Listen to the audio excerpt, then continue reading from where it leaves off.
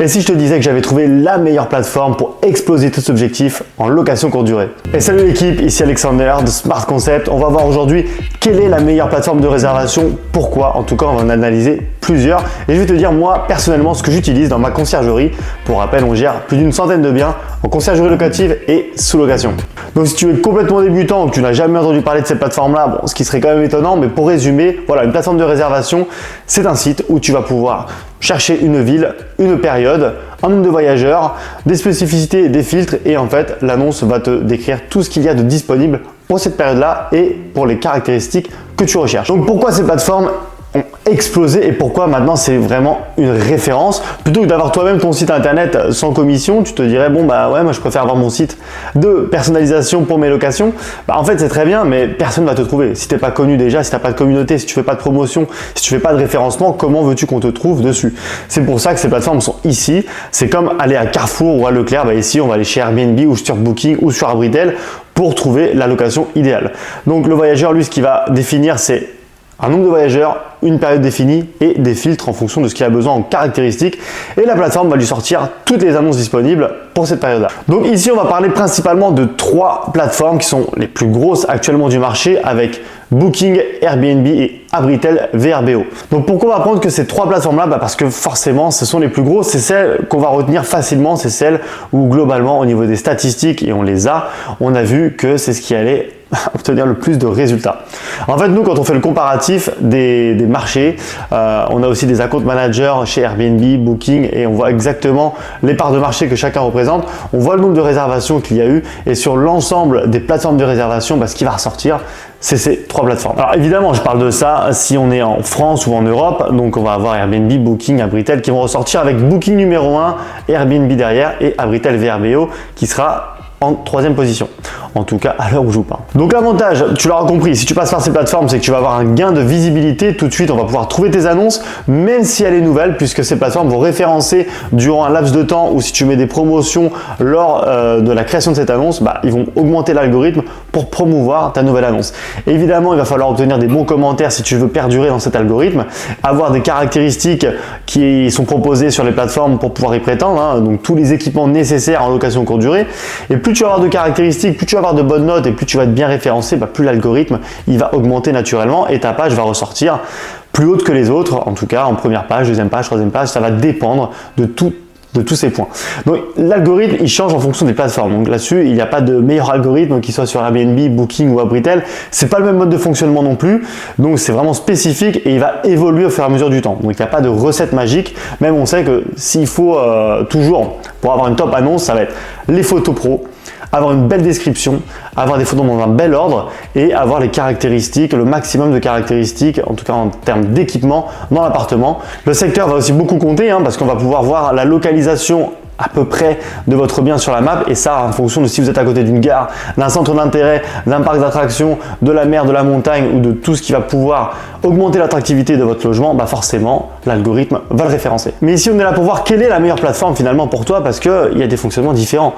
Donc on va commencer par Airbnb parce que c'est souvent ce qui est le plus populaire dans les locations courte durée. Et en effet, Airbnb a révolutionné le monde des particuliers, en tout cas des locations entre particuliers, puisqu'avant tout le monde allait sur booking.com. Ici, voilà, c'est vraiment se dire je veux une réservation de vacances, je veux une réservation même business ou simplement de courte période. On va penser à Airbnb et c'est très bien référencé. Airbnb, c'est la plateforme la plus friendly. C'était tellement bien pensé que quand tu vas dessus, c'est simple pour n'importe qui, pour n'importe pour n'importe quelle tranche d'âge, c'est vachement facile de rechercher une annonce, de tout de suite cliquer dessus, de voir la description, de pouvoir réserver, de voir les photos. Voilà, très friendly comme application, autant pour le voyageur que pour le loueur. On va en tant que loueur, nous en tant que host, pouvoir contrôler aussi les voyageurs. On va pouvoir mettre des stratégies d'annulation beaucoup plus modérées, flexibles, voire beaucoup plus strictes. On va pouvoir choisir en fonction des voyageurs s'ils ont rempli leur profil, s'ils ont une carte d'identité vérifiée, s'ils ont un profil vérifié, s'ils ont déjà été dans des locations Airbnb, que ça s'est bien passé. Ça va être référencé et on va pouvoir filtrer ces voyageurs pour ne pas avoir n'importe qui entre guillemets dans les logements. Maintenant, dans les faits, comment on utilise ça, c'est que finalement on va pas filtrer les voyageurs, même s'il peut y avoir des risques, mais si on filtre les voyageurs, on baisse dans l'algorithme. Et plus on va baisser dans l'algorithme, bah, moins on va avoir de résultats de recherche et donc moins de réservations. Donc voilà, nous on a pris le pari et ça c'est depuis des années, d'accepter tout type de voyageurs. Ce qui est bien ici, je vais rebondir tout de suite, c'est qu'on a une super assurance pour Airbnb. Airbnb avec AirCover, ça couvre jusqu'à 800 000 € de dégâts. Donc globalement, nous la plus grosse qu'on ait eu, le plus gros ticket, c'était à peu près 6 000 € pour un logement, on va dire, très cassé, si on peut dire les choses comme ça. On a eu 6 000 €, ça a largement remboursé ce qu'il y avait dans le petit studio. Et donc AirCover marche très, très efficacement. Donc ça, c'est un bon point pour Airbnb, l'assurance jusqu'à 800 000 € avec AirCover, c'est tout simplement génial. Autre point, autre avantage, c'est que l'application et le site internet sont très faciles d'utilisation. Je disais tout à l'heure que c'était très friendly, mais c'est vraiment vrai, que ce soit pour les voyageurs ou pour les hosts. Ici, dans notre cas, en tant que loueur, ça va être très facile de retrouver les réservations, les messages, le montant. On voit même les commissions qui sont mises. On voit bien ce que le voyageur a réservé, le montant des commissions Airbnb, les frais de ménage, les taxes de séjour, ce qui nous reste à la fin, ce qui est versé sur notre compte. Donc tout ça, c'est vraiment accessible en toute transparence et les virements surtout sont faits directement après la réservation, après le moment où finalement le voyageur est entré au moment du check-in. Donc vous n'allez pas attendre 15 ans pour recevoir vos virements. Les frais de service, 3% si vous êtes un particulier standard. Donc en fait, vous allez avoir 3% de frais de commission de plateforme et le voyageur va payer environ 15% de son côté. Maintenant, quand vous êtes en professionnel avec un channel manager, donc globalement, lorsque vous exploitez en conciergerie locative, sous location, vous avez plusieurs appartements, vous utilisez un PMS, ils vont détecter ça, on vous catégorise en professionnel sur la plateforme. C'est vous qui allez supporter ces 15%, les 15 à 18% de frais de plateforme parce qu'ils prennent aussi des commissions sur les frais de ménage. Donc, on va se dire des fois, ah bah mince, moi je paye 3%, maintenant j'en paye 15%, c'est désavantageux, mais pas du tout, puisqu'en fait dans votre stratégie de prix, pour 100 € vendus la nuit, bah, vous allez facturer du montant finalement de la majoration. Donc par exemple, là si on prend un exemple simple, on va majorer de 20%, on va vendre 120 la nuit sur Airbnb, Airbnb va récupérer ses frais de commission et nous, il va nous rester le reste. Ça revient exactement au même. C'est juste qu'avant, c'est le propriétaire, c'est le client pardon, qui payait les frais de service et qui faisait augmenter le prix de la nuit. À la fin, que vous soyez dans une situation ou dans l'autre, le prix de la nuit, il est le même. Donc évidemment, Airbnb, je le recommande fortement. On ne peut pas passer à côté si on veut performer en location courte durée. Il y a même des loueurs qui utilisent que ce logiciel, puisqu'en fait, plus vous allez rester sur une seule plateforme, plus l'algorithme va le sentir et va savoir vous augmenter. En fait, des logements qui sont que sur Airbnb vont avoir un algorithme plus fort que des logements qui sont sur et Airbnb et Booking et d'autres plateformes. Justement, pour parler de Booking, première plateforme mondiale, donc vraiment, Booking, c'est absolument pour moi nécessaire, même si certains vont préférer être sur Airbnb parce que les cautions, les dépôts de garantie, l'assurance est plus élevée. Ici, Booking, on va être couvert jusqu'à 500 € à l'heure où je vous parle. C'était pas le cas avant, on était couvert jusqu'à 250 € il y a quelques années, donc c'était pas énorme. Ici, ils vont être moins regardants, donc on peut faire largement passer les dépôts de garantie à 300, 400, 500 € beaucoup plus facilement. Ils demandent moins de preuves que sur Airbnb, donc bon, forcément l'assurance est moins élevée, mais ça va assez vite en 1 ou 2 semaines d'obtenir les dépôts de garantie, ils ne posent pas trop de questions. Évidemment, en termes d'attractivité, Booking, c'est numéro 1 mondial, donc c'est avant Airbnb, je vous le dis. Et pour nous, pour vous faire un topo entre 100 et 150 logements en moyenne, on a à peu près minimum du 60 voire 70% de Booking pour 30% d'Airbnb.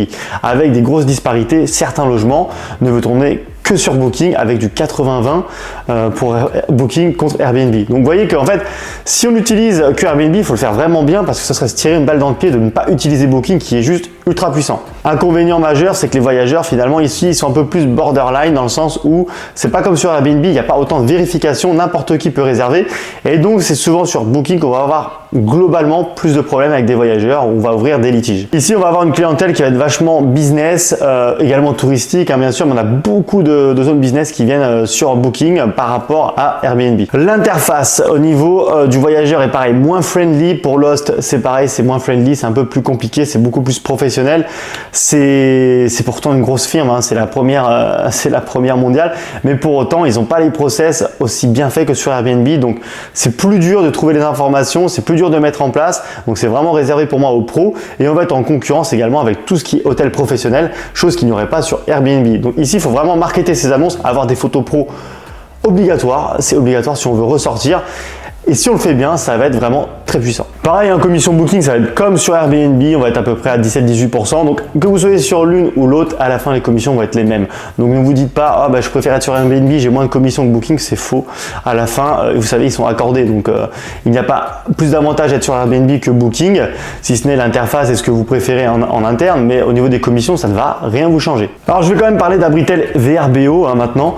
Ça va être plus pour si vous êtes dans des grosses villas, des logements, des grandes maisons, type station balnéaire ou des maisons en campagne, même des gîtes, des choses comme ça. Ça va être beaucoup plus propice à ces logements-là et moins forcément en ce qui est urbain. Nous, on est plutôt conciergerie urbaine. Ça va beaucoup moins nous intéresser, donc on va pas l'utiliser. Par contre, c'est très puissant pour tout ce qui est logement qu'on va pouvoir réserver une semaine, 2 semaines. C'est vachement plus familial et en général, les gens préfèrent réserver dessus. Pareil, c'est assez facile d'utilisation et puis Lost, il a vraiment, donc en tant que loueur, vous avez vraiment un total contrôle des annonces. Vous pouvez tout modifier dessus, c'est vachement facile. Et les frais de commission vont être pareil globalement que sur Airbnb Booking, donc pas d'avantage non plus sur les commissions à passer par VRBO Abritel. Pour le coup, Abritel, vous allez avoir moins de réservations quand même que Booking et Airbnb. C'est beaucoup plus fort sur les deux autres plateformes que sur celle-ci. Maintenant, comme je vous dis, si vous avez un bien plutôt gros, type villa, maison, gîte, maison de vacances, chambre d'hôte, sur des secteurs un petit peu plus atypiques, ça va fonctionner et vous devriez le tester. En conclusion, ce que je vous recommande, moi, et pour l'avoir testé depuis des années et pour avoir analysé ça avec plein d'autres conciergeries, avoir fait des analyses avec notre équipe de review management et voir ce qui fonctionne le mieux, Booking, Airbnb. Vous devez utiliser les deux pour moi, être spécialiste des deux plateformes pour réellement pouvoir performer. Si vous décidez, et ça peut arriver de choisir que l'une ou l'autre pour des raisons personnelles, vous pouvez le faire, mais globalement, nous, on a vu en termes de rendement qu'en utilisant les deux plateformes, on va être beaucoup plus rentable que le marché. Voilà pour cette vidéo sur les plateformes de réservation. J'espère que ça t'aura aidé à choisir celle qui te conviendra le plus. Et si tu es déjà sur ces plateformes, dis-moi quelles sont les plateformes que tu utilises. Est-ce que tu as plus de résa Airbnb ou plus de résa Booking? C'est super intéressant en fonction des secteurs. N'hésite pas à me poser des questions ou à me mettre d'autres sujets de vidéo si tu veux que je réponde à toutes tes questions. Et d'ici là, je te dis à très vite chez Smart Concept. Ciao, ciao.